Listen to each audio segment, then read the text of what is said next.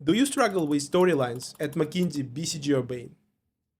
And I understand your pain. I struggled with storylines as well.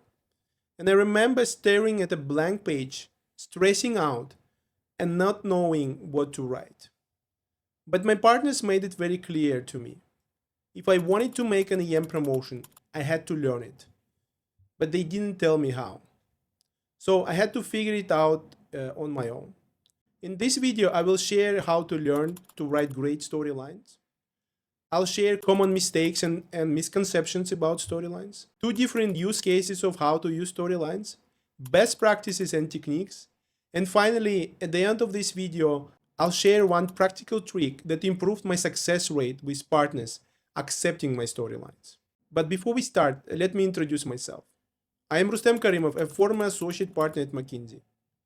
I joined McKinsey at 34 as an experienced hire, and I worked there for 9 years. Now I coach MBB consultants to achieve high performance and become confident. If you are an MBB consultant and want to improve your performance, book a free one-on-one consultation call. We will discuss your current pain points, challenges, and aspirations. It's a no-commitment call. You can ask me any burning question that you have. The link in the description below. Okay, so let's discuss storylines. It all starts with feedback. At some point, your manager or partner tells you that you must improve your storylining. First, let's understand why this is happening. The most likely reason is that your outputs are not well structured. When you show your messy slides to your managers, they can't understand your ideas. That's when they provide you with the feedback on storylining. Basically, it's a code word for you being unstructured. Look, there is a one common misconception about storylines. And consultants often confuse what a storyline actually is and when and how it should be used. Let me explain. For example, one consultant told me she had seen an AP write a storyline in the very beginning of the project. And that storyline held for the whole project until the end, almost unchanged. They did exactly what that AP had written in that storyline. She was really impressed, and she told me she wanted to learn that level of storylining.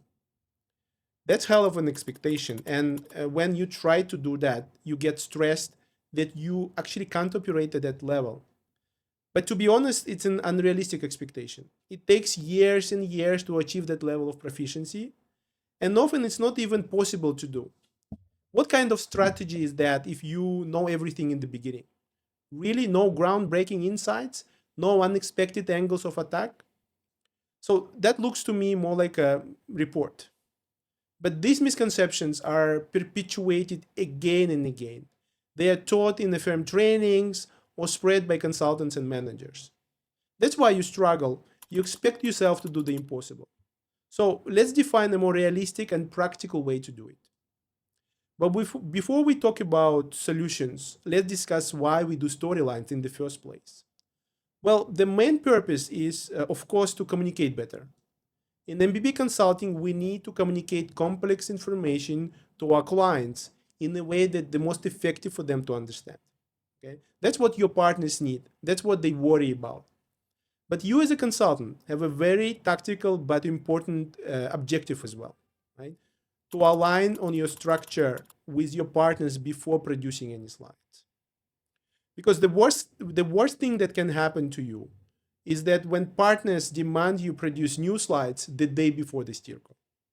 That's how all-nighters are created. That's how teams are burned out.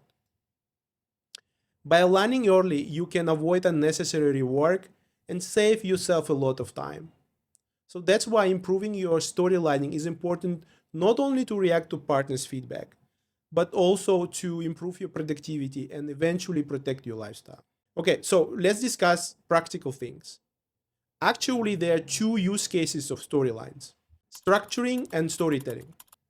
And you must choose the right one for the right situation. So let me explain them one by one.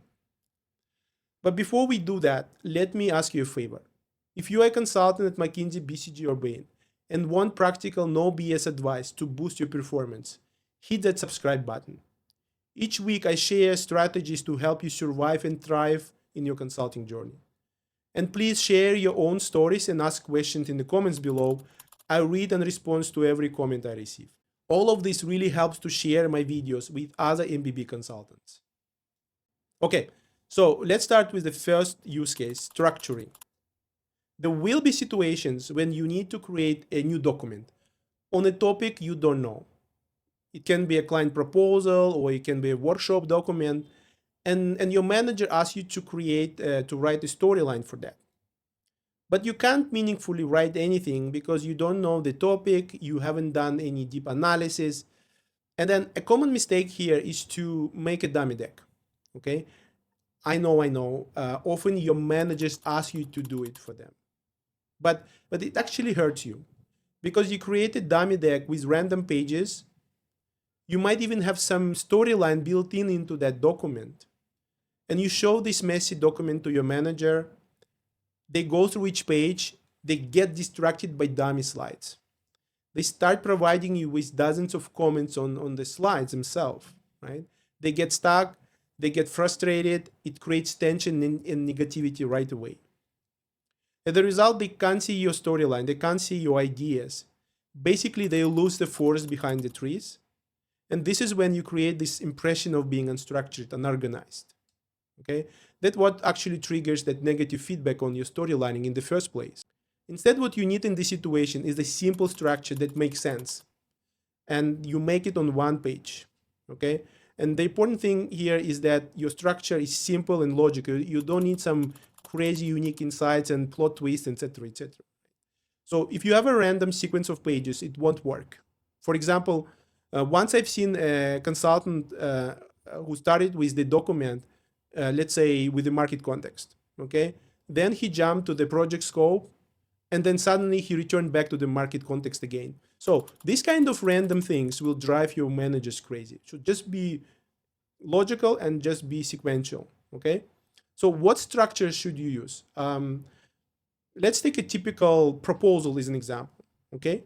The typical structure you can use is something like that. You start with industry context, then you discuss value opportunity for this client, you show some cases, you show some projects approach, then scope, timeline, team structure, and credentials. It's pretty standard structure for proposals. So write your points on one page.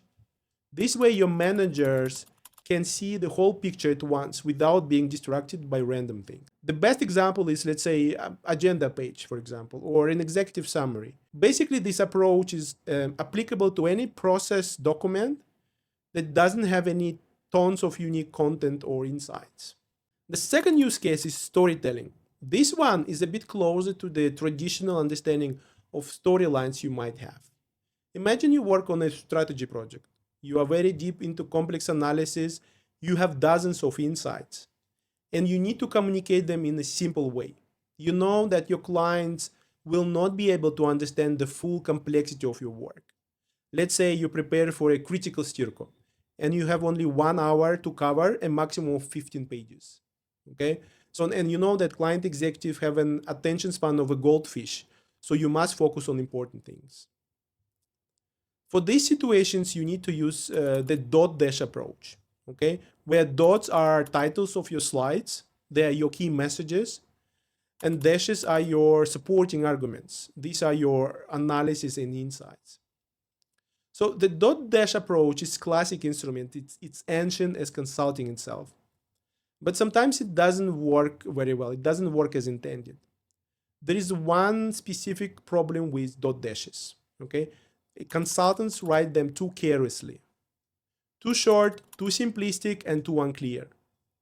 And when partners read them, they can't understand anything. If they can't understand your ideas, they will dismiss the whole thing. Okay? So instead, they will provide you with their own random inputs, not necessarily better or smarter, but then you have to implement them. So that's how you lose your strategic initiative. That's how you make yourself look incompetent. And that's another reason when you receive the feedback on improving your storylines. To prevent that from happening, let's understand one key objective here. It's a communication challenge that you experience. You must write in a way that your partners understand your complex ideas. The way you write will affect how they understand it, or you improve the comprehension or make it worse. I like to use one simple trick. So I used to write my storylines like essays, right? Using human language that is easy to read and easy to understand. For example, I used to write more detailed explanations of what I would visualize on the slides. First of all, I would write a slide title in the same way I would do it in the document. I make each paragraph as like an explanation of the slide. And I would make my slides highly insightful and actionable, so it will pass the scrutiny of my partners, so they can actually see what it actually will look like. Second, I would use plain language to explain what I plan to visualize on each slide. I would explain the insights, key takeaways, charts, tables, columns, and other critical elements of the slide. And when partners read it, they can picture what I'm planning to show on each page, right? So they know what to expect, and then they can react to that meaningfully. So this becomes a more thoughtful and meaningful content discussion. It's like a problem-solving discussion, what we should do. So this gives to partners the confidence that we have it under control as a team. So that one simple trick radically improved my success rate with storylines. And I remember how partners and senior partners appreciated this style and asked me to write more storylines like that. Sometimes they share these storylines with clients as well. And they also encourage other consultants and EMs to do the same. But what about storylining frameworks? Yes, they're important in how you structure your thoughts and messages. But here it's really hard for me to give you a good advice that would work in all situations. And I'm a big hater of the templatization of anything of our work. The right approach will pretty much depend on the context that you have, the audience you communicate to, and the content that you create.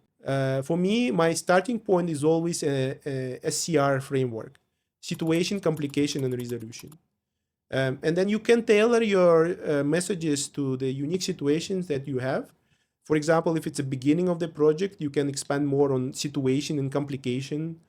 If the project is getting closer to the end, you can focus more on resolution on your recommendation. By the way, if you notice, this video is also using SCR framework. Look, writing great storylines is a critical skill in consulting, but it's really a cherry on the pie, right? It's quite advanced skill. There are dozens of other critical skills you must master to be truly successful as a consultant. And from my experience, I know learning them on your own is very hard because you don't have a reliable system. You don't know which skills are more impactful to tackle first. So if you're an MBB consultant and you need personalized coaching support to improve your skills and performance, book a free one-on-one consultation call. We'll discuss your challenges and pain points, and we'll determine whether my coaching program is the right fit for you. It's a no commitment call, and you can ask any burning questions you have. So the link in the description below. That's it for today for Storylines. I hope it was helpful. Thank you for watching. See you next time.